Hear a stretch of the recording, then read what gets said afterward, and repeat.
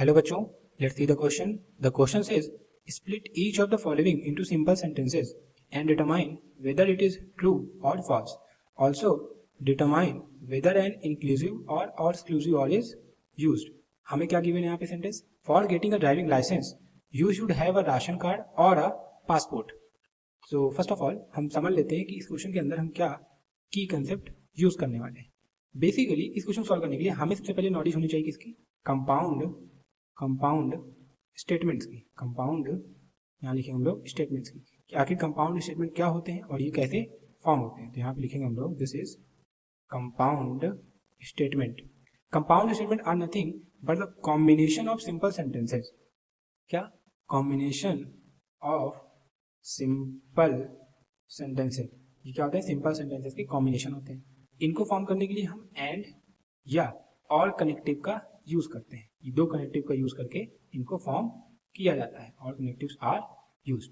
अब ध्यान ही देना है कि जब हम एंड का यूज करते हैं, एंड वाले केस में हमारा कंपाउंड स्टेटमेंट तभी ट्रू होता है जब हमारे दोनों सिंपल सेंटेंसेस भी ट्रू हो जाए. और वाले केस में क्या है कि हमारा कंपाउंड स्टेटमेंट अगर कोई एक सिंपल एक सेंटेंस भी हमारा ट्रू हो गया तब कंपाउंड वाला भी ट्रू हो जाएगा. ये मतलब हमें पता होना चाहिए एंड और कनेक्टिव के बारे में. अब दूसरा कंसेप्ट क्या हमारा? हमें इंक्लूसिव और या एक्सक्लूसिव और के बीच का डिफरेंस पता होना चाहिए. यहाँ लिखेंगे एक्सक्लूसिव और. इंक्लूसिव और क्या होता है हमारा?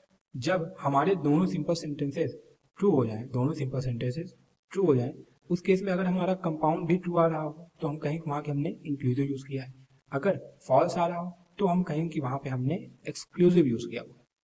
अब हम क्या करेंगे? क्वेश्चन में जो हमको गिवन है सेंटेंस उसको हम ब्रेक करेंगे. तो पहला क्या लिखेंगे हम लोग यहाँ पे?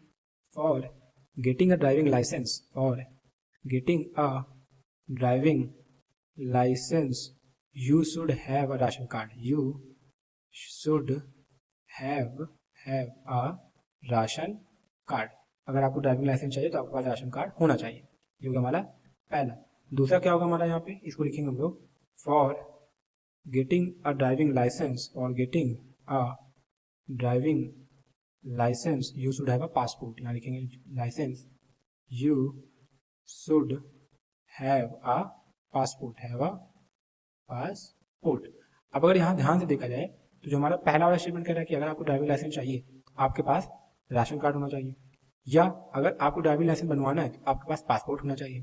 तो ये बात सही है. अगर हमारे पास राशन कार्ड होगा तब भी हमें ड्राइविंग लाइसेंस मिल जाएगा और पासपोर्ट होगा तब भी ड्राइविंग लाइसेंस मिल जाएगा. क्या? बट अगर दोनों होगा तो हमें मिलेगा कि नहीं मिलेगा? ऑब्वियस है, मिल जाएगा. अगर हमारे पास राशन कार्ड भी है, पासपोर्ट भी है, तब भी हमें ड्राइविंग लाइसेंस मिल जाएगा. मतलब क्या है? मतलब कि दोनों सेंटेंसेस के ट्रू होने पर भी हमारा जो कंपाउंड स्टेटमेंट है वो ट्रू हो गया. इसका मतलब हम यहाँ पे क्या यूज किया है? इंक्लूसिव और का. तो यहाँ पे लिखेंगे therefore overall compound statement is true. Compound statement is true. Compound statement हमारा ट्रू है. एंड साथ ही साथ एंड यहाँ लिखेंगे एंड इंक्लूसिव और इज यूज्ड. इंक्लूसिव और is used. So here हमारा final answer. So this is final answer to this question. I hope you have understood everything very well. Thank you and all the best.